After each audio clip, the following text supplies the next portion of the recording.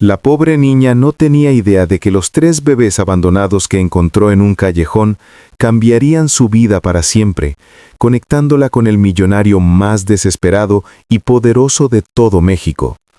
La lluvia fría de la mañana golpeaba el asfalto, mientras Sofía, de apenas 7 años, apretaba contra su pecho una pequeña caja de cartón con los pocos dulces que le quedaban para vender.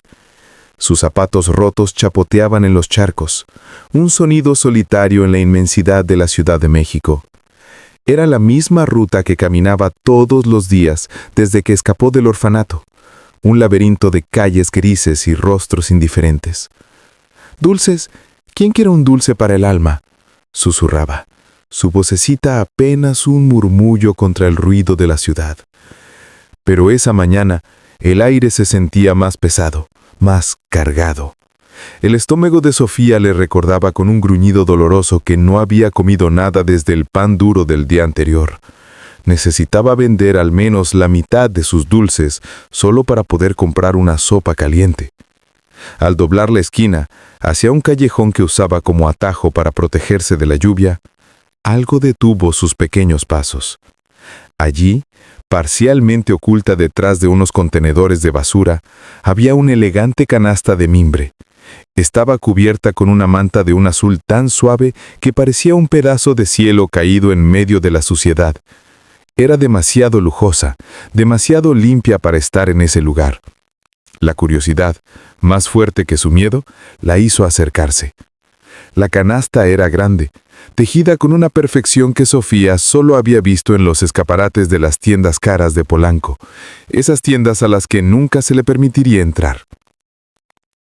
Y entonces lo escuchó, un quejido suave, casi como el de un gatito, luego otro, y otro más. Con las manos temblando, Sofía levantó con cuidado una esquina de la manta azul. Lo que vio la hizo soltar un jadeo ahogado, casi dejando caer su caja de dulces. 3 caritas diminutas la miraban, 3 pares de ojos idénticos, tan oscuros y profundos como la noche.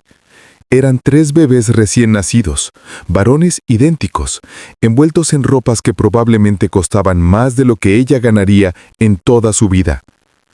«Dios mío», susurró, arrodillándose en el suelo mojado, olvidándose del frío y del hambre. «¿Dónde está su mamá?». Los bebés parecían sanos, pero uno de ellos comenzaba a llorar, un llanto débil y desesperado que le partió el corazón. Sofía miró a su alrededor, esperando ver a una madre angustiada buscando a sus hijos. Pero el callejón estaba desierto, solo el eco de la lluvia y el llanto del bebé. Un pequeño sobre de papel grueso estaba prendido a una de las mantas. Sofía lo tomó con cuidado. Apenas sabía leer, pero pudo descifrar 2 palabras escritas con caligrafía elegante. «Lo siento». Pasaron 20 minutos, luego 30. Nadie vino. El llanto de los bebés se hizo más fuerte y el corazón de Sofía se rompió en 1000 pedazos.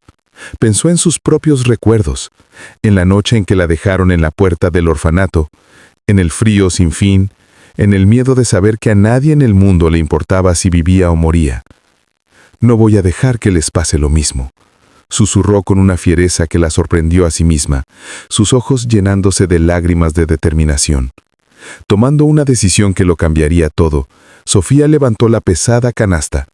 Sus bracitos delgados apenas podían con el peso, pero una fuerza nueva, una fuerza de madre leona, nació en su interior. Mientras luchaba por llevar la canasta hacia el pequeño cuarto abandonado en una azotea que llamaba hogar, Sofía no tenía idea de que, a solo unas cuadras de distancia, en el penthouse más lujoso de la ciudad, el joven millonario Diego de la Vega gritaba por teléfono a su jefe de seguridad, su voz quebrada por la desesperación. «Encuéntrenlos, ofrezcan lo que sea, 10, 20 millones de pesos. Quiero a mis hijos de vuelta».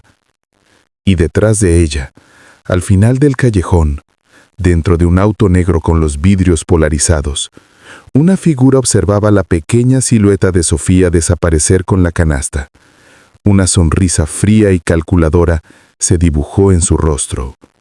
El plan estaba funcionando a la perfección. El cuarto en la azotea era pequeño, olía a humedad y a soledad, Pero para Sofía era su palacio. Era el único lugar en el mundo donde nadie podía hacerle daño. Con un cuidado infinito, colocó la canasta en el suelo, sobre una pila de periódicos viejos que usaba como alfombra. Los 3 bebés se habían calmado un poco, sus pequeños pechos subiendo y bajando al ritmo de una respiración frágil. Sofía los cubrió con su única manta, una tela delgada y raída que era su posesión más preciada. Se sentó a su lado, observándolos, su corazón dividido entre el asombro y un miedo paralizante. ¿Qué comían los bebés? No lo sabía.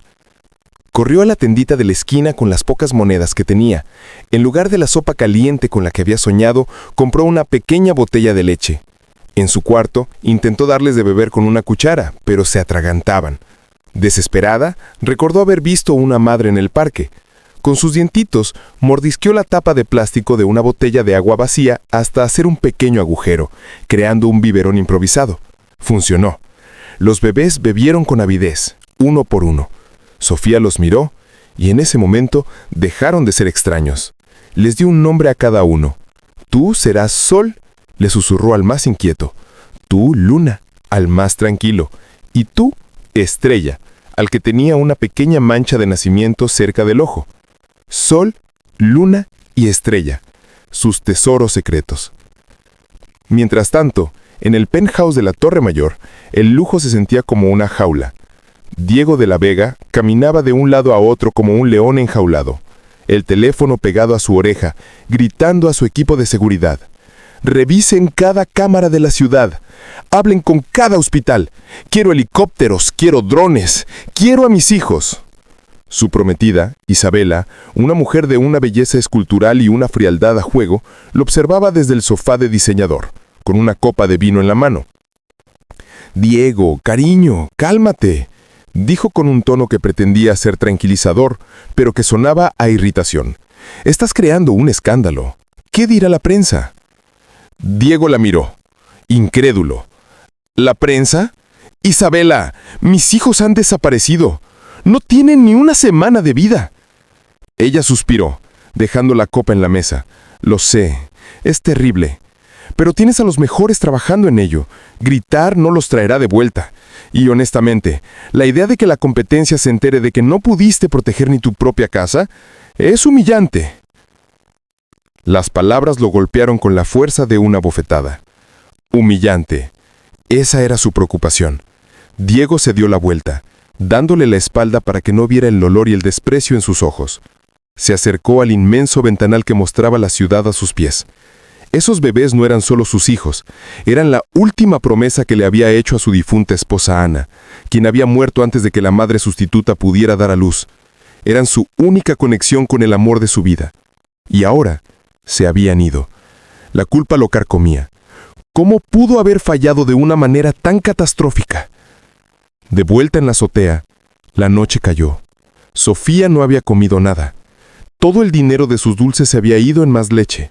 Se acurrucó junto a la canasta, usando su propio cuerpo para darles un poco de calor, escuchando sus pequeñas respiraciones. Afuera, la ciudad rugía, indiferente. Dentro de ese pequeño cuarto, una niña de 7 años que nunca había conocido el amor de una madre, se había convertido en una. Cantó en un susurro la única canción de cuna que recordaba del orfanato, una melodía triste y dulce. Y por primera vez en mucho tiempo, Sofía no se sintió sola. Tenía un propósito. Tenía una familia secreta. Pero no tenía idea de que la figura en el auto negro ya había hecho su siguiente movimiento. Una llamada anónima a la policía, describiendo a una niña de la calle sospechosa que había sido vista con una canasta muy cara. La trampa se estaba cerrando. El sol de la mañana se filtró a través de una grieta en la pared, pintando una raya de luz sobre la canasta. Sofía se despertó, no por el hambre, sino por el suave murmullo de uno de los bebés. Se sentó y los miró, sus 3 pequeños tesoros, durmiendo pacíficamente. Por primera vez en su vida, el despertar no trajo consigo el peso de la soledad. Se sentía importante, responsable. Tenía una misión. «No se preocupen», le susurró. «Yo los voy a cuidar». Pero el mundo exterior, el que ella intentaba dejar fuera, Estaba a punto de derribar su puerta, literalmente. Un golpe fuerte, metálico, resonó en la frágil puerta de lámina. ¡Policía! ¡Abra la puerta!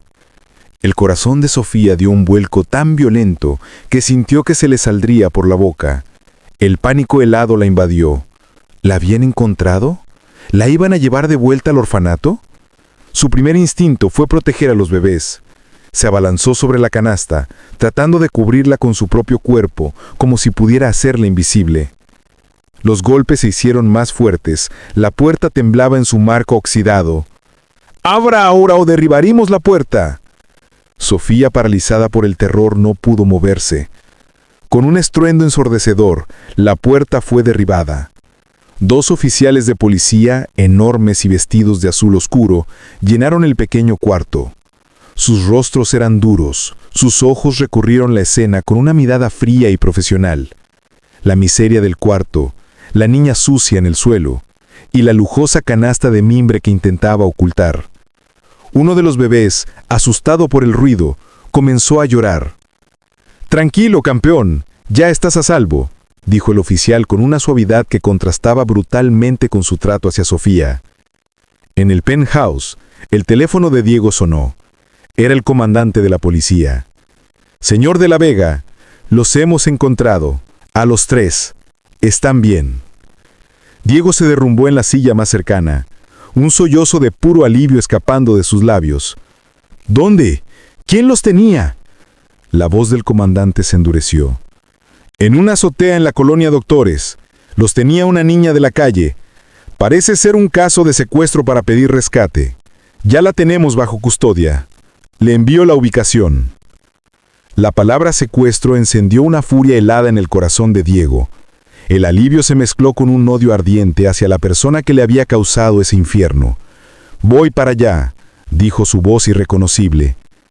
De vuelta en la azotea, la escena era un caos. La noticia se había filtrado. Reporteros y curiosos comenzaban a congregarse en la calle de abajo. Los oficiales trataban a Sofía como a una pequeña criminal. «¿Quién más está contigo? ¿Dónde están tus padres? ¿Para quién trabajas?»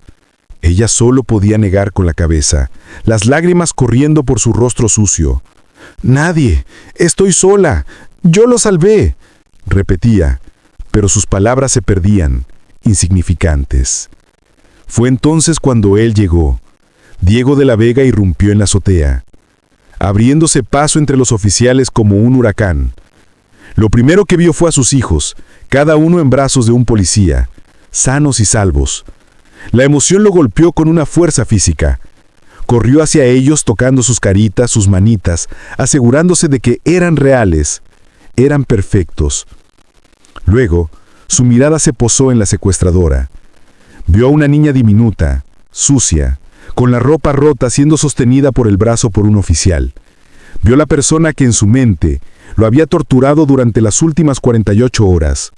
Su gratitud se evaporó, dejando solo una rabia pura y concentrada. Se acercó a ella lentamente, su sombra cubriéndola por completo. Sofía levantó la vista y vio a un hombre alto, poderoso, cuyos ojos oscuros idénticos a los de los bebés la miraban con un odio que nunca antes había visto. Ella retrocedió, aterrada. Él se arrodilló frente a ella, no con compasión, sino para que su amenaza fuera un susurro íntimo y aterrador. «Tú», dijo su voz temblando de furia contenida, «tú me los quitaste, me robaste a mis hijos, vas a pagar por cada segundo de infierno que me hiciste pasar. Te lo juro». Las palabras de Diego, cargadas de un odio helado, golpearon a Sofía con más fuerza que cualquier golpe físico. Ella retrocedió, su pequeño cuerpo temblando incontrolablemente. Intentó hablar, explicar, pero solo un gemido ahogado escapó de sus labios. Yo los cuidé», susurró, pero su voz era un hilo de araña en medio de un huracán. Los oficiales la levantaron con brusquedad. «Vamos, niña, tienes mucho que explicar en la comisaría». Mientras la escoltaban hacia la salida, las cámaras de los noticieros la cegaron. Los flashes estallaban en su rostro. Escuchó los gritos de los reporteros. «¿Por qué lo hiciste? ¿Cuánto dinero pedías? ¿Eres parte de una banda?» La arrastraron a través de la multitud. Una pequeña criminal de 7 años en exhibición. Su última visión antes de que la metieran en la patrulla fue la de Diego, de pie en la azotea, sosteniendo a uno de sus hijos, mirándola no con alivio, sino con un desprecio que le rompió el alma en pedazos. Ella no les había robado la vida, les había robado la oportunidad de ser una familia, y ahora había perdido la única familia que había tenido en su vida: Sol, Luna y Estrella. La comisaría era un lugar frío, gris y ruidoso. La llevaron a una pequeña habitación con una mesa de metal y 2 sillas. Se sentía aún más pequeña allí. Un oficial de policía con cara amable intentó hablar con ella. Le ofreció un jugo y una galleta. ¿Cómo te llamas, pequeña? ¿Dónde están tus papás? Sofía solo podía negar con la cabeza, sus ojos fijos en la mesa. El trauma la había encerrado de nuevo en una concha de silencio. Solo susurraba los nombres, una y otra vez, como una oración. Sol, Luna, Estrella. La oficial suspiró, pensando que la niña estaba delirando o que había sido entrenada para no hablar. En otra oficina, Diego terminaba de dar su declaración. Estaba exhausto, pero la furia seguía ardiendo en él. Justo en ese momento, la puerta se abrió y entró Isabela, su prometida. Se arrojó a sus abrazos, interpretando el papel de la compañera aliviada a la perfección. «Diego, mi amor, gracias a Dios. ¿Están bien? ¿Los bebés están a salvo?» Él asintió, abrazándola. «Sí, están perfectos». Isabela se apartó un poco, su rostro endureciéndose. «¿Y esa pequeña criminal? ¿Qué clase de monstruo haría algo así por dinero? Seguramente es parte de una red. Tienen que hacerla hablar, Diego.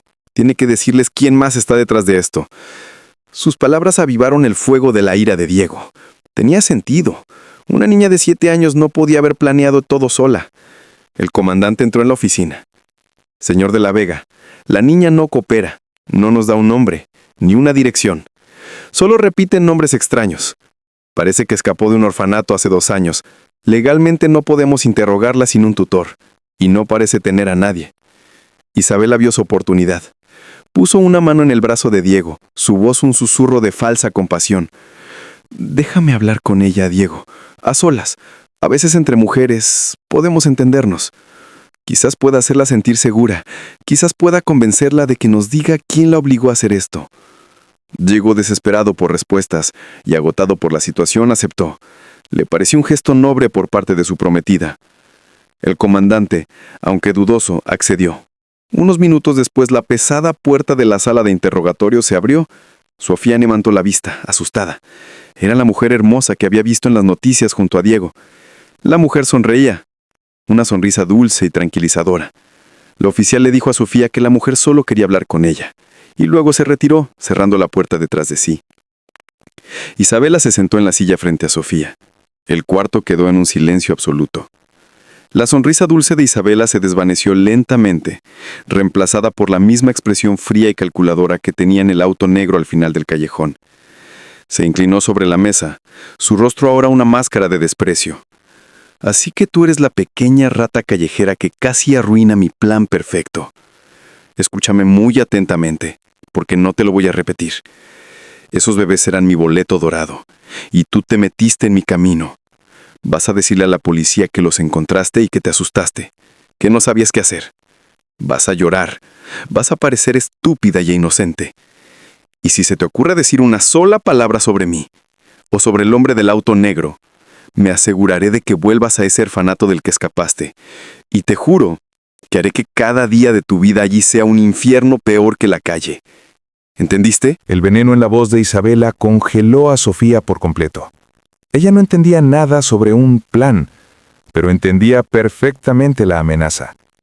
La imagen del orfanato, un lugar de paredes grises y noches frías, volvió a su mente como una pesadilla. El miedo a volver allí era más fuerte que cualquier otra cosa. Asintió con la cabeza, sus grandes ojos oscuros llenos de un terror mudo. Isabela sonrió, satisfecha. «Buena chica», dijo, su dulce fachada regresando mientras se ponía de pie. «Ahora llora un poco. Tienes que parecer convincente». Justo cuando Isabela abría la puerta para salir, se encontró cara a cara con el comandante y Diego. «¿Y bien?», preguntó Diego, impaciente. Isabela suspiró fingiendo tristeza. Pobrecita, está aterrorizada. Tal como lo imaginé, no es una criminal, solo una niña asustada que los encontró y no supo qué hacer. Estaba demasiado asustada para llevarlos a la policía. Diego la miró, su furia comenzando a ser reemplazada por una incómoda confusión. ¿Una niña asustada? ¿No una secuestradora?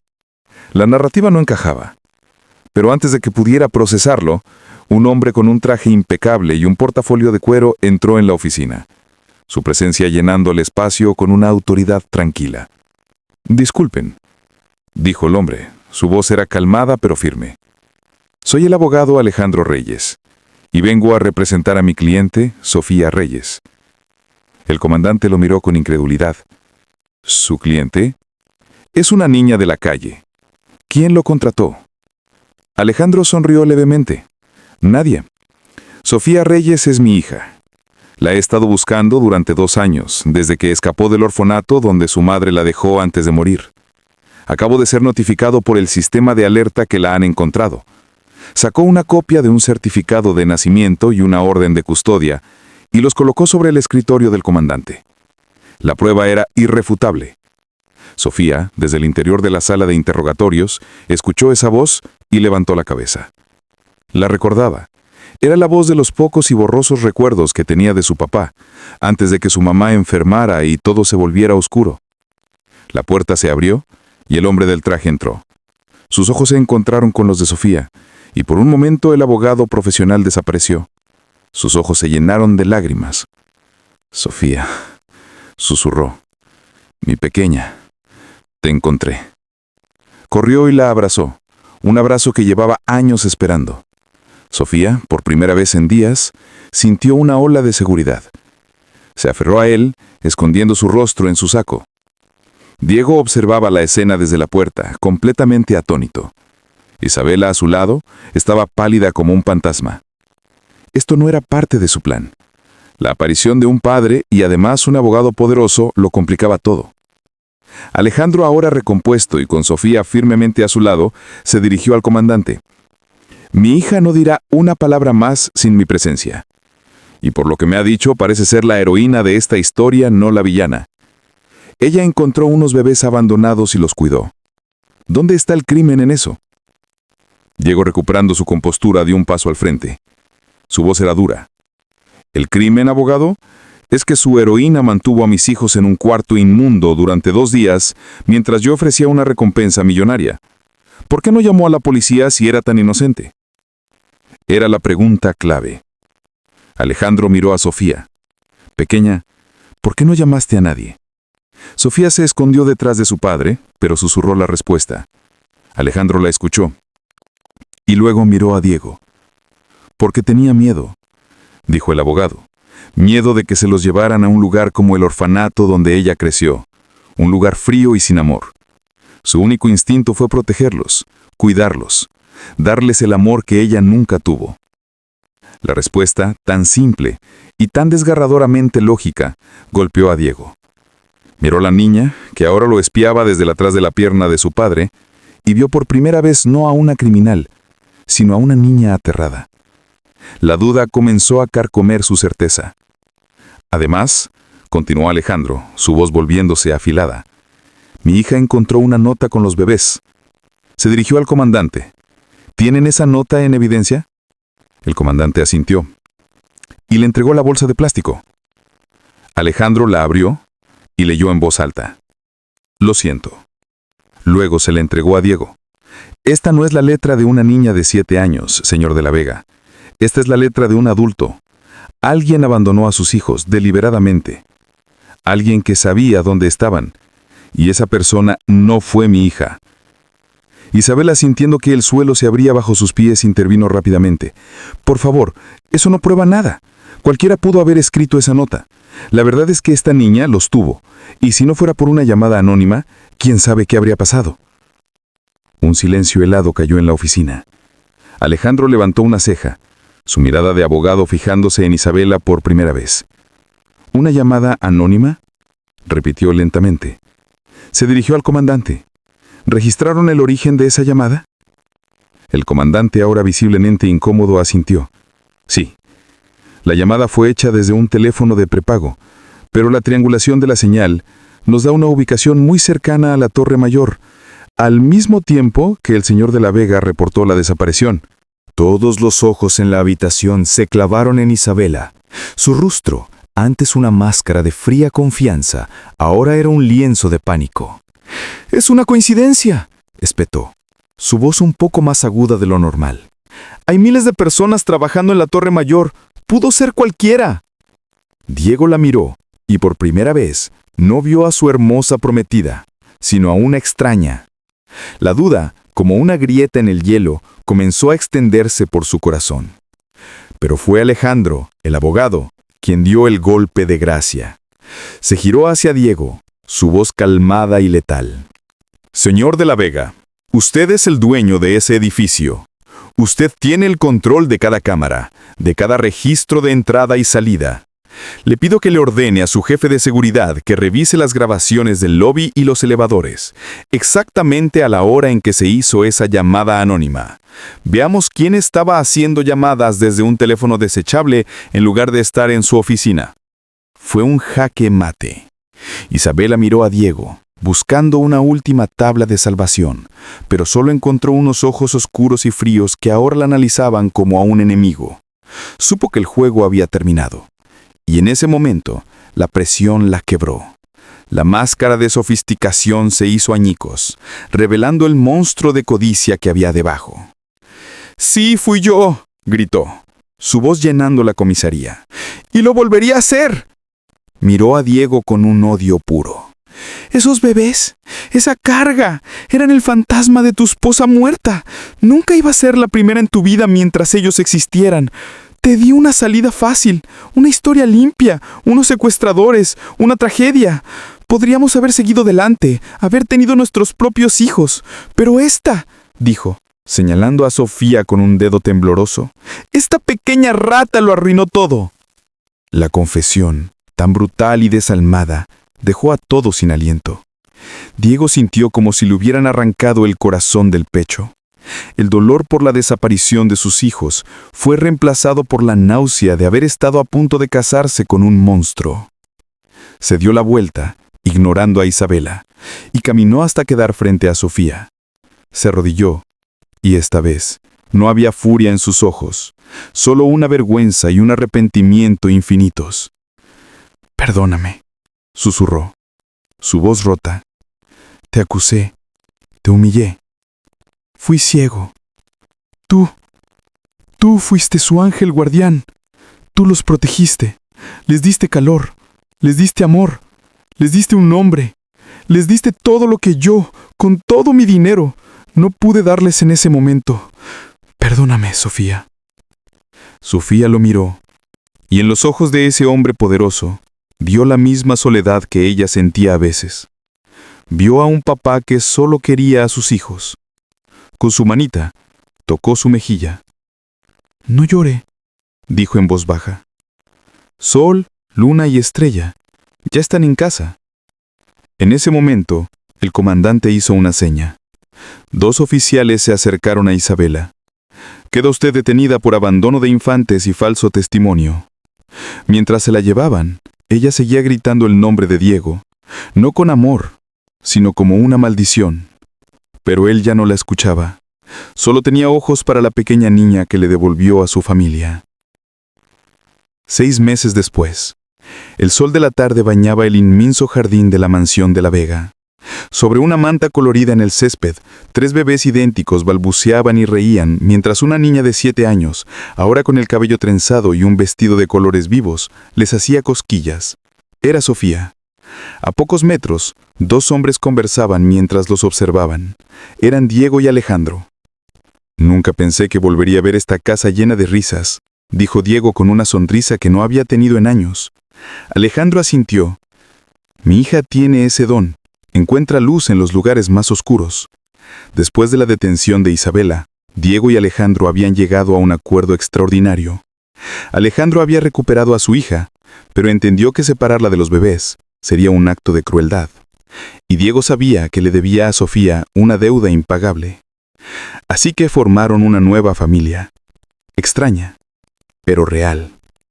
Alejandro se mudó a una de las salas de la mansión para estar cerca de su hija, y Sofía ahora tenía lo que siempre había soñado: un patré que la adoraba y 3 hermanitos pequeños a los que cuidar. Diego la llamó.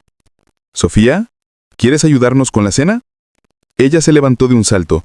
«¡Sí!», gritó, su voz llena de la alegría despreocupada que todo niño merece tener. Corrió hacia ellos y por un momento se detuvo y abrazó las piernas de Diego. «Gracias, papá Diego», susurró. Luego corrió y abrazó a Alejandro. «Gracias, papá».